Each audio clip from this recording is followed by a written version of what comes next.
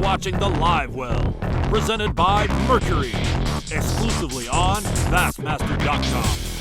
Hey, it's Livewell time, but more importantly, we're coming up on the World Championship, the GEICO Bassmaster Classic. We would be remiss if we didn't talk in preparation for the Classic to the guy who's generally considered the favorite going into this one. Of course, the renowned Keith Combs, one of the most consistent performers of the last 5 or 6 years on the Bassmaster Elite Series, been so close many times, won down at Falcon, and his record on Conroe is unmatchable. So Keith, we put it to you right now. How long is it going to take you to put the Classic away this year? We never want to talk like that, Tommy. I mean, it's I'm just proud that we're having it in Texas, and I think it's going to be a good tournament. I mean, it's definitely shaping up to be, but there's probably no other lake in the state that I would like to be on more than Conroe for a Classic. So to say I'm excited is an understatement. Oh, all right. Well, we're all excited about it, and for everyone who's not been there, and of course we've never had an Elite Series event there, give us your short description. Describe Lake Conroe for these folks.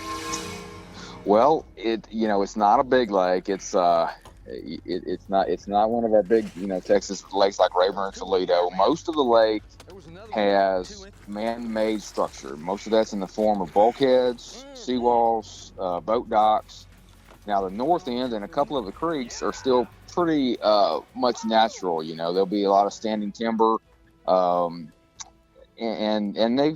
they've planted some vegetation in the lake, shoreline type vegetation like water willow and things like that. But, it doesn't have the hydrilla and things like it used to, but it's still got giant fish. I mean, it oftentimes takes close to 20 pounds to win a 3-fish Wednesday night tournament on Conroe. So that is not. Now, explain to us, how do the fish get so big? Why are they big in Conroe?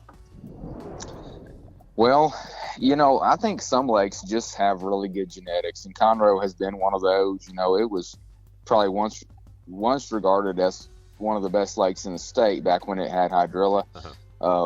But I think it's just got good genetics. It has a tremendous amount of forage as far as shad. If you get out there and you're graphing around, you'll notice real quick that lake has a huge population of shad. So they have time to grow. And, I think it gets a lot of pressure. I mean, it's one of the only lakes in the Houston area. Yeah. But, I feel like a lot of the guys do catch and release out there. It's not a numbers lake. It's not a place you go and catch 30 fish a lot of times. It's not a Rayburn. But when, you can catch your first five that weigh over 20 pounds out there. I mean, that's not out of the question. All right. Now, all these big fish that everyone's, got their fingers crossed for, hoping to see, expecting to see from Conroe, where are these big ones going to be set up the last weekend in March? I think the tournament will revolve around fairly shallow water. Most of my experience there has been in the fall when the fish are setting up offshore and in late summer and things like that. And it definitely has a lot of good places to fish that way. And a lot of people, you're probably going to hear a lot of local people talk about brush piles and things like that. But, I think that we're going to be we're still going to be in all stages of the spawn. I mean, there is going to be some pre-spawn fish, no doubt. There'll be spawning fish, and there'll be a lot of probably late spawning, post-spawn type fish.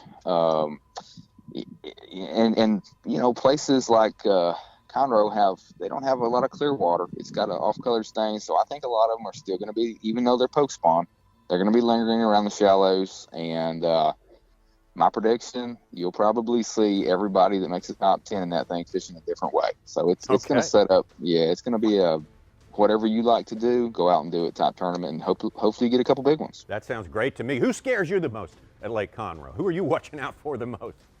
Oh, well, when you talk about the Classic field, that's a whole field of guys who can go out and catch them and win every single day.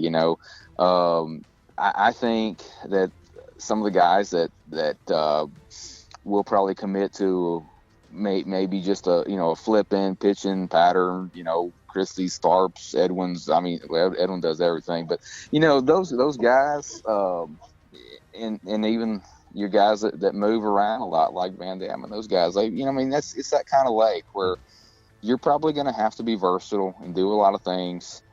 But if any type of person could dominate on one pattern, it would be your guys who really excel at just putting a jig in their hand and just going.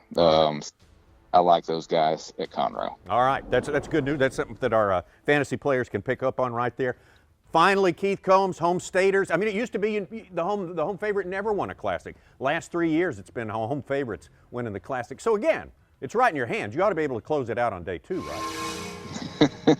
Well, let's just go ahead and cut it off right there then. Okay. I mean, it sounds good. It sounds good on paper, but definitely don't want to jinx myself. I would like to just be in it, and just give me a chance. Let me be in it in the 3rd day and have a chance to go out and do something, because the cool thing about Conroe is, it's like a Gunnersville or someplace like that. Even more so, because you could be 10 pounds behind on the 3rd day and go out and win the Classic, and I wouldn't doubt if that's the way it unfolds. All right, I tend to agree with you right there. It's going to happen very fast. I think we both agree on that. Just 3 days instead of a regular 4-day tournament. And Keith Combs, always a pleasure to talk with you, and we'll see you down at Lake Conroe. All right, Tommy, I'm looking forward to it. Thank you.